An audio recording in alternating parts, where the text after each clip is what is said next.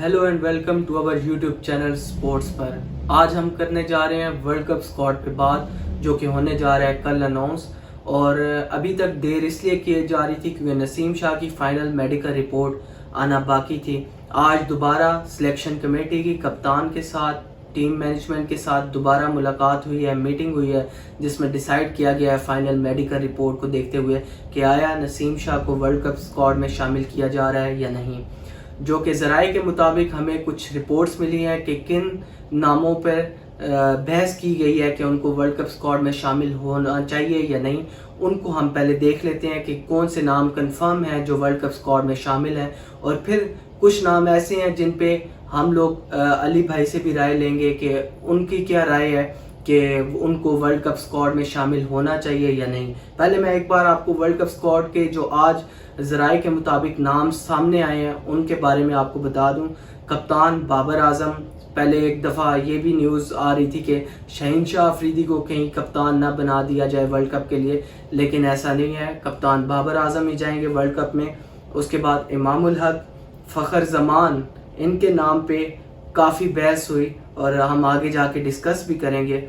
अब्दुल्ला शफीक, उसके बाद Salman Ali Agha, Iftikhar Ahmad, Saud Shakeel, Mohammad Rizwan wicket keeper, Mohammad Nawaz और इमाद वसीम। इस पे आगे जाके डिस्कशन करेंगे। इन दोनों में से एक नाम आपको वर्ल्ड कप स्क्वाड में नज़र आएगा। शादाब खान वाइस कैप्टन, शहीनशाह अफरीदी, हारिस रऊफ, हसन अली या अरशद इकबाल, जमान खान या वसीम जूनियर। इन पे आगे जाके हम अली भाई से भी राय लेंगे कि वो किन को देखना चाहते हैं। तो अली भाई, सबसे पहले जो मुझे जो आज ये नाम बाहर आ रहे थे मीटिंग के बाद, तो मैं हैरान था सबसे ज़्यादा एक नाम को देख के, वो है फ़खर जमान। क्योंकि जो उनकी फॉर्म चल रही है, मैं नहीं एक्सपेक्ट कर रहा था कि बाबर आजम उन पे रिलाई करेंगे और टीम मैनेजमेंट उन पे कॉन्फिडेंस दिखाएगी। तो आपकी क्या राय है? फ़खर जमान को आप कैसे देख रहे हैं वर्ल्ड कप स्क्वाड में? देखिए, मैं ये समझता हूँ कि फ़खर जमान एक अच्छे प्लेयर हैं, बड़े मैच के प्लेयर हैं, लेकिन फ़िलहाल वो आउट ऑफ फॉर्म है। तो जैसा कि अब आपने देखा है कि विराट कोहली 2 साल आउट ऑफ फॉर्म रह गए हैं। बिल्कुल ठीक है, एक इंसान का वक्त होता है ना, एक स्पोर्ट्समैन का एक वक्त होता है जिस वक्त में वो नहीं कर पाता, जिस वो कैपेबिलिटी का प्लेयर हो वो नहीं उस टाइम पे वो कर पाता। तो आपको चाहिए कि आप उनको रेस्ट दे दें, बिल्कुल चंद मैचेस के लिए उनको रेस्ट दें, उसके बाद आप किसी और को चांस दें, मे बी वो उससे अच्छा कर सके और आपका टूर्नामेंट विनर प्लेयर निकल आए। बिल्कुल ऐसे ही है। आप अब्दुल्ला शफीक को कैसे देख रहे हैं? क्योंकि लास्ट श्रीलंका के खिलाफ जो हमने मैच खेला उसमें अच्छी परफॉर्मेंस थी उनकी, और क्या आपको लगता है कि इमाम तो एक एंड पे आपको नजर आएंगे, वो वर्ल्ड कप स्क्वाड में भी नजर आएंगे, उसके बाद जो प्लेइंग 11 में होगी उसमें भी आपको वो ओपनर क्योंकि प्रेफर किया जाएगा, क्योंकि बाबर आजम उनके साथ अच्छी पार्टनरशिप्स लगाते हैं और वो आप इसलिए उन पे रिलाई ज़्यादा करते हैं क्योंकि वो एक एंड को संभाले रखते हैं एंड तक। तो फ़खर के साथ चांस ले सकते हैं। क्या आपको नहीं लगता फ़खर जमान की जगह अगर मोहम्मद हारिस को एज अ ओपनर खिलाया जाता? नहीं, मेरे ख्याल से मोहम्मद हारिस जो सबसे बेहतर है वो T20 के प्लेयर हैं। ठीक है, अगर आप उनको ओपनर खिलाते हैं, पावर प्ले का वो अच्छा फ़ायदा उठा सकते हैं। लेकिन मेरे ख्याल से आपको चाहिए कि आप अब्दुल्ला शफीक के साथ जाएं। वो रोक के खेलना भी जानते हैं, हिट भी कर सकते हैं, पेसर्स पे भी अटैक करते हैं, वो स्पिनर्स को भी अच्छा टैकल करते हैं। तो मेरे ख्याल से अब्दुल्ला और इमाम के साथ अगर ओपनिंग की जाए तो ये ज़्यादा बेहतर है। एक लेफ्टी राइटी कॉम्बिनेशन भी देखने को मिलेगा आपको, बॉलर को भी एक आसान नहीं होगा बॉलर के लिए भी। तो मेरे ख्याल से अब्दुल्ला शफीक और इमाम के साथ जाना चाहिए वर्ल्ड कप में। आपसे मैं बस एक छोटी सी राय लेना चाहूँगा, आप बैकअप ओपनर फ़खर जमान को रखना चाहेंगे या मोहम्मद हारिस को? मेरे ख्याल से टीम में एक विकेट कीपर खेल सकता है। ठीक है, तो आपको मेरे ख्याल से अगर आप इन दोनों में से मेरी राय लें तो मैं फ़खर जमान के साथ जाऊंगा कि फ़खर जमान को एज अ ओपनर आना चाहिए। अगर मोहम्मद हारिस और फ़खर जमान को देखा जाए तो मोहम्मद हारिस अच्छे प्लेयर हैं, नो डाउट। उनकी बहुत अच्छी इनिंग्स रही हैं, उन्होंने साउथ अफ्रीका के खिलाफ बहुत अच्छी उनकी इनिंग्स रही हैं। उसके बाद उन्होंने लीग में बहुत अच्छा परफॉर्म किया, जैसा कि PSL रिसेंट उन्होंने बड़ा अच्छा अपना 85 उन्होंने किए हैं। ٹھیک ہے. تو بیٹنگ کے لحاظ سے اگر ان کی جگہ بنے تو وہ ایز اے اوپنر ہی کھیل سکتے ہیں. ٹھیک ہے, جیسا آپ نے دیکھا کہ سری لنکا کے خلاف بابر اعظم نے ان کو مڈل آرڈر میں ان کو بھیجا ہے تو وہ ناکام رہے ہیں. بالکل مڈل آرڈر میں ان کا کوئی چانس نہیں بنتا کیونکہ اٹیکنگ پلیئر ہے تو انہیں اوپنر ہی اگر کھلایا جاتا.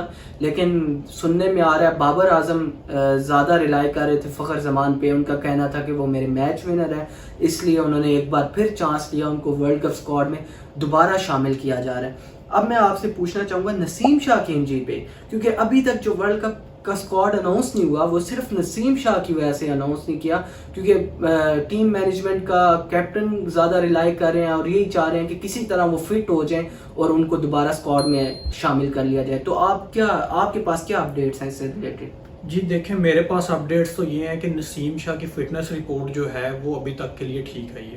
ٹھیک ہے, لیکن میں یہ سمجھتا ہوں کہ اگر آپ نسیم شاہ کو ریزرو میں رکھتے ہیں, کیونکہ ورلڈ کپ سے پہلے آپ دیکھیں نا انڈیا کے ساتھ آپ کا میچ ہے, اس سے پہلے آپ کے 2 میچز ہیں.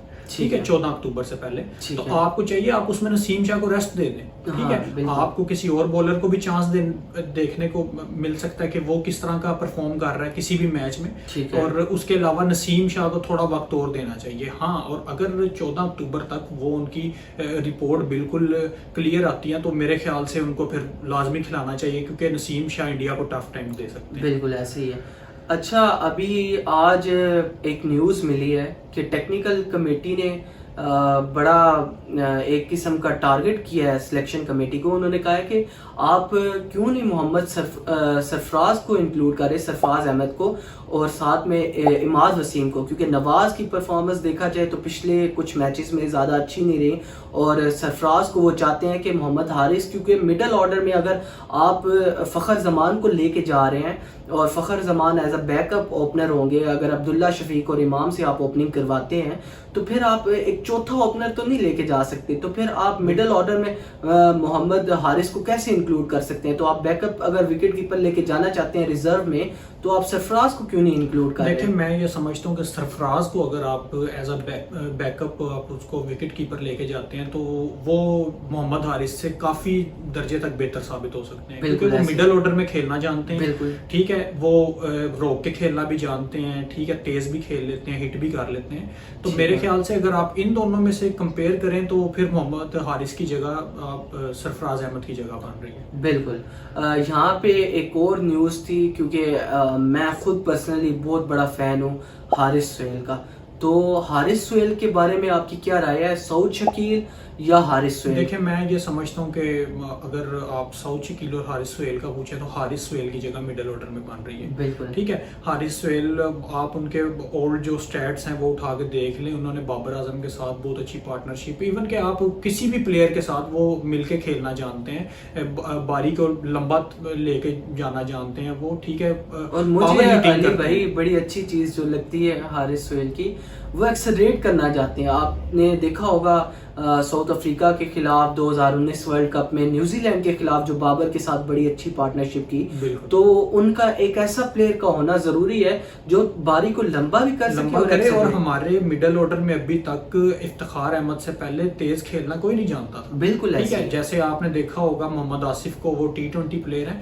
اس اگر وہ تھے تو ہمارے مڈل آرڈر میں تھوڑی سی تیزی تھی بیٹنگ میں ہماری, لیکن اس کے بعد ہمارے پاس تیز کھیلنے والا نہیں تھا. تو میرے خیال سے محمد حارث سہیل کی جگہ بنتی ہے, محمد حارث کی مڈل آرڈر میں جگہ نہیں بنتی ہے. بالکل, حارث سہیل کو بھی کنسیڈر کیا جا سکتا ہے. لیکن میرا جو سب سے بڑا کنسرن ہے علی بھائی وہ ہے شاداب خان, جو پاکستان کو مڈل آرڈر میں جب مڈل اوورز کے دوران جب وکٹس کی سخت ضرورت ہوتی ہے تب شاداب پرفارم نہیں کر پا رہے, اور اسی لیے آپ کو بڑے ٹارگٹس دیکھنا ہے.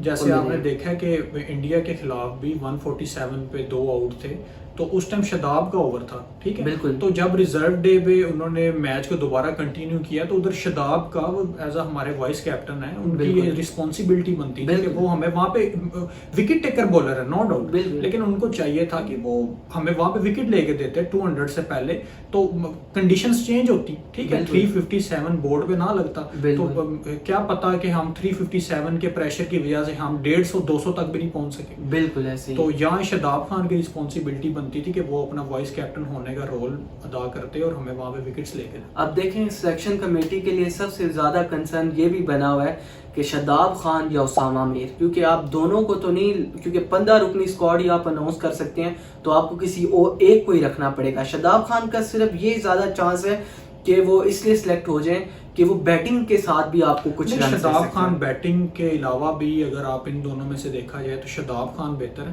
کیونکہ شاداب خان بڑے ٹورنامنٹس کھیل چکے ہیں. بالکل, ان کا ایکسپیرینس ہے کہ آپ کو 20 رن سیو کر دیں گے, سیو کر دیتے ہیں. فیلڈر, یہ بالکل آپ کی بات سے میں بالکل متفق ہوں کہ اب فیلڈنگ کے لحاظ سے شاداب خان جیسا پورے میرے خیال سے پاکستانی کرکٹ ٹیم میں ابھی تک فیلڈر نہیں ہے. ایسے ہی ہے. تو میرے خیال سے شاداب خان کی جگہ بنتی ہے اگر آپ اسامہ میر سے کمپیئر کریں, کیونکہ شاداب خان بڑے میچ کا پریشر لینا چاہتے ہیں. بالکل ایسے. تو کوئی بات نہیں, آؤٹ آف فارم پلیئر ہو جاتا ہے. فخر زمان اتنا اچھا کھیلنے والے پلیئر ہیں, اگر وہ آؤٹ آف فارم ہو سکتے ہیں تو شاداب خان بھی ہو سکتے ہیں. کوئی بڑی, لیکن علی بھائی ایک بڑا سٹیج ہے, ایک بڑا ایونٹ ہے, جلدی سے ان کو فارم میں واپس. کیا آپ کو نہیں لگتا کہ ساؤتھ افریقہ کے ساتھ ایک سیریز ہو جانی چاہیے تھی, یہ جو ٹائم پیریڈ آپ کو ملا تھا ورلڈ کپ سے پہلے, تاکہ آپ اپنی بینچ اسٹرینتھ بھی چیک کر لیتے اور آپ کو آئیڈیا ہو جاتا کہ آپ کے پاس بیک اپ کیا ہے. بالکل ہو جانی چاہیے ایک سیریز. آپ اپنے ریزرو پلیئر کو چیک کر سکتے ہیں, ٹھیک ہے, آپ ان کی پرفارمنس کو دیکھ سکتے ہیں کہ کون سا پلیئر کس کیلیبر کے ساتھ کھیل رہا ہے. ٹھیک ہے, بے شک بڑے وینیو میں میچ ہے, بڑا ٹورنامنٹ ہے, لیکن آپ اپنے پلیئر کو ٹیم کے ساتھ کھلائیں, کمبینیشن بنائیں, آپ پھر اسی ٹیم کے ساتھ زیادہ بہتر چل سکتے ہیں. بالکل, یہ اپڈیٹس ہم آپ کو دیتے رہیں گے, کیونکہ سننے میں آ رہا ہے کہ ساؤتھ افریقہ کا بورڈ, کرکٹ بورڈ ابھی PCB کے ساتھ بات چیت چل رہا ہے. کیا پتا آپ کو ورلڈ کپ سے پہلے کوئی 3 ون ڈے کے میچ کی سیریز دیکھنے کو مل جائے.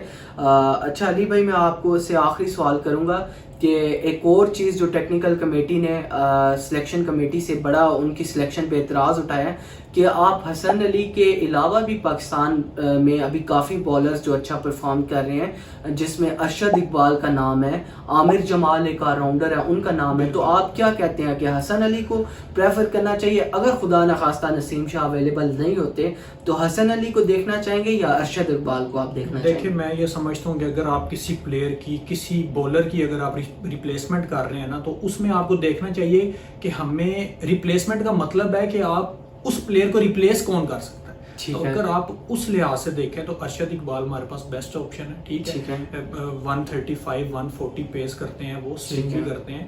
ٹھیک ہے, نیو ٹیلنٹ ہے, ان کو چانس دینا چاہیے. تو میں یہ سمجھتا ہوں اگر آپ حسن علی اور ارشد اقبال کی طرف سے دیکھا جائے تو ارشد اقبال کو چانس دینا چاہیے. ٹھیک ہے, تو ہماری اپنے ویور سے آخر میں یہی ریکویسٹ ہوگی, ہمارے چینل کو لائک کریں, اگر ہمارے انالیسز آپ کو پسند آئیں تو سبسکرائب بھی کریں, تاکہ آگے بھی جو اپڈیٹس ہم کل دوبارہ آئیں گے لائیو, جب ورلڈ کپ اسکواڈ اناؤنس ہو جائے گا تو ہم ایک بار دوبارہ آپ کو بتائیں گے کہ کیا چینجز ہوئی ہیں اور کیا جو ٹیکنیکل کمیٹی نے اعتراضات اٹھائے ہیں ان کو دور کیا گیا ہے یا نہیں. تو اسکواڈ جب اناؤنس ہو جائے گا ہم دوبارہ ویڈیو آپ کے ساتھ شیئر کریں گے اور اپنا انالیسز دیں گے.